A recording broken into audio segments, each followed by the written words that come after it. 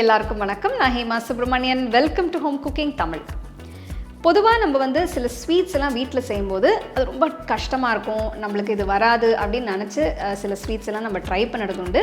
ஆனால் இன்றைக்கி ஒரு அருமையான ஸ்வீட் ரெசிபி உங்களோட ஷேர் பண்ண போகிறேன். இது சூரியகலா. இது பொதுவாக நம்ம ஸ்வீட் ஷாப்ஸ்லாம் நிறைய பார்த்துருப்போம், ரொம்ப டேஸ்ட்டாக இருக்கும். ஆனால் இது எப்படி செய்கிறதுன்னு நம்ம நிறைய யோசிக்கிறது உண்டு. ஸோ அதை யோசனையே வேண்டாம், இந்த ரெசிபி நீங்கள் ட்ரை பண்ணி பாருங்கள், ரொம்ப ஈஸியாக நீங்கள் செய்யலாம். ஸோ வாங்க இப்போ இந்த சூப்பரான சூரியகலா எப்படி செய்கிறதுன்னு பார்க்கலாம். இந்த சூப்பரான ஸ்வீட் செய்ய முதல்ல ஒரு பவுலில் 2 கப் மைதா மாவு எடுத்துக்கலாம். இது கூட 1 சிட்டிகை உப்பு, 2 டேபிள் ஸ்பூன் நெய் சேர்த்து நெய் மாவு ஃபுல்லாக படுற மாதிரி இதை கையால் நல்லா பிசைஞ்சு விடுங்க. மாவை பிடிச்சா ஷேப்பாக இருக்கணும், விட்டால் உதிரணும், அப்படி இருந்தால் தான் கரெக்டான டெக்ஸ்சர்.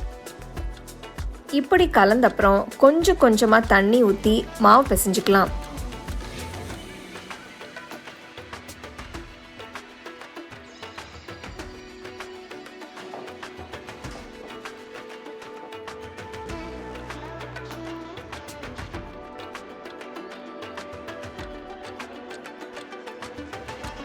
மாவு பிசைஞ்சதும் இது ஒரு 20 நிமிஷம் ஊறட்டும்.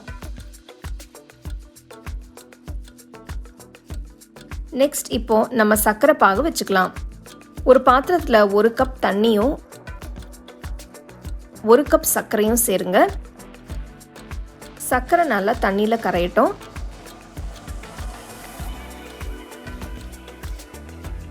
சர்க்கரை கரைஞ்சி ஒரு 2 நிமிஷம் நல்லா கொதிச்சதும் 1/2 டீஸ்பூன் ஏலக்காய் தூள் போட்டுக்கலாம்.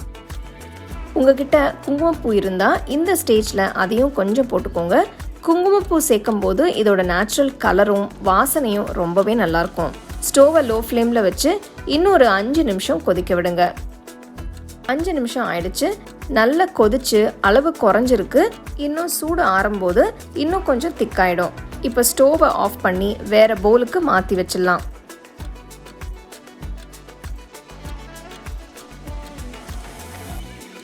இப்போ இந்த ஸ்வீட்டுக்கு தேவையான ஃபில்லிங் பண்ணிக்கலாம். இதுக்கு நான் 100 கிராம் இனிப்பு இல்லாத கோவா எடுத்திருக்கேன். கோவாவை உதிர்த்து இது கூட பொடி பண்ண ட்ரை ஃப்ரூட்ஸ் ஆட் பண்ணிக்கலாம். நான் இதுக்கு நறுக்கின முந்திரி, பிஸ்தா, பாதாம் எடுத்திருக்கேன்.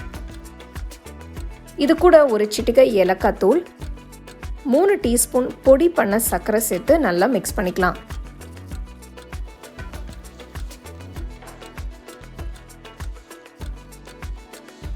ஃபில்லிங் ரெடி ஆயிடுச்சு. இதை சின்ன சின்ன பால்ஸாக உருட்டி வச்சுக்கோங்க.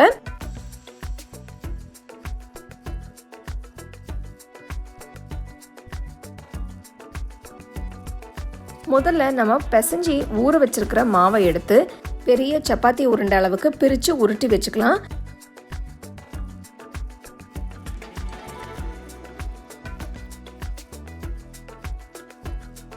ஒரு பந்து மாவு எடுத்து சப்பாத்தி கல்லில் வச்சு லேசாக தேய்ங்க.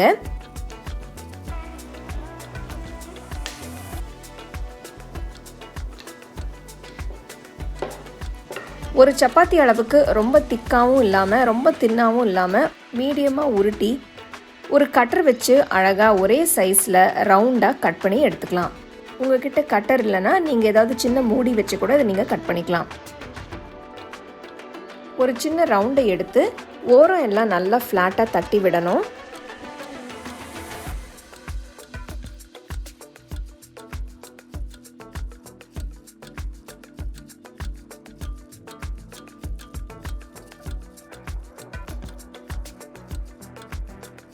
நெக்ஸ்ட் ஒரு சின்ன பவுலில் நான் தண்ணி வச்சுருக்கேன்.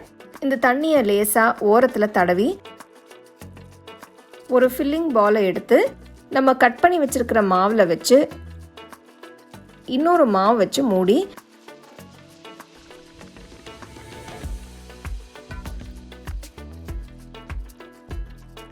தண்ணி தொட்டு ஓரம் எல்லாம் ஒட்டிடலாம்.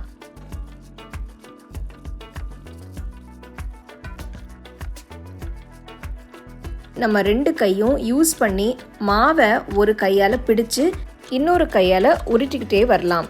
பாருங்கள் நான் எப்படி செய்கிறேன்னு.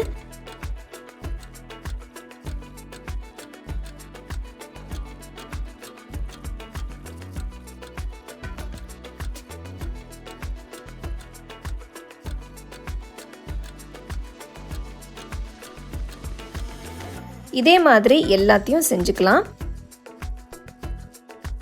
ஒரு அகலமான கடாய் எடுத்து தேவையான அளவு எண்ணெயை ஊற்றி எண்ணெய் காஞ்சதும் ஸ்டோவை லோ ஃப்ளேமில் வச்சு மெதுவாக ஒன்றா போடுங்க. லோ ஃப்ளேம்லேயே வச்சு மெதுவாக வேக விடலாம்.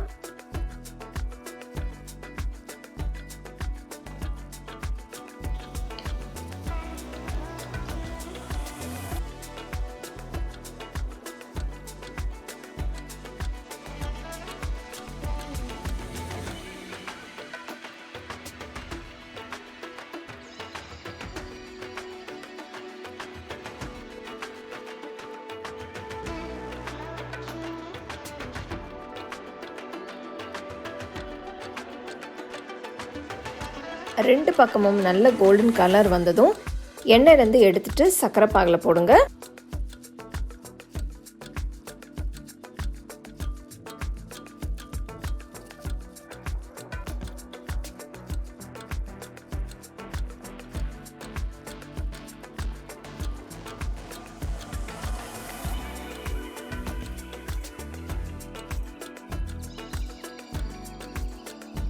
ஒரு 10 நிமிஷம் சூரியகலா சர்க்கரை பாகில் ஊறட்டும்.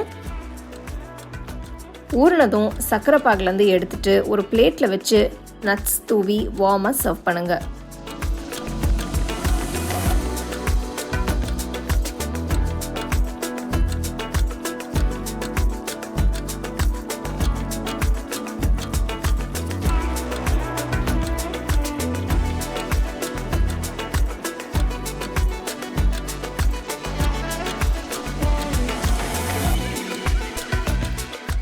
அருமையான சூரியகலா எப்படி செய்யுதுன்னு பார்த்தீங்க. ஸோ இனிமேல் நீங்கள் வந்து ஷாப்ஸில் தான் வாங்கி சாப்பிடணும்னு இல்லை, இந்த மாதிரி ஸ்வீட்ஸ் எல்லாம் நீங்கள் வீட்லேயே நீங்கள் செஞ்சு என்ஜாய் பண்ணலாம். கண்டிப்பாக இதை நீங்கள் ட்ரை பண்ணி உங்கள் ஃபேமிலி ஃப்ரெண்ட்ஸோட சந்தோஷமாக என்ஜாய் பண்ணுங்கள்.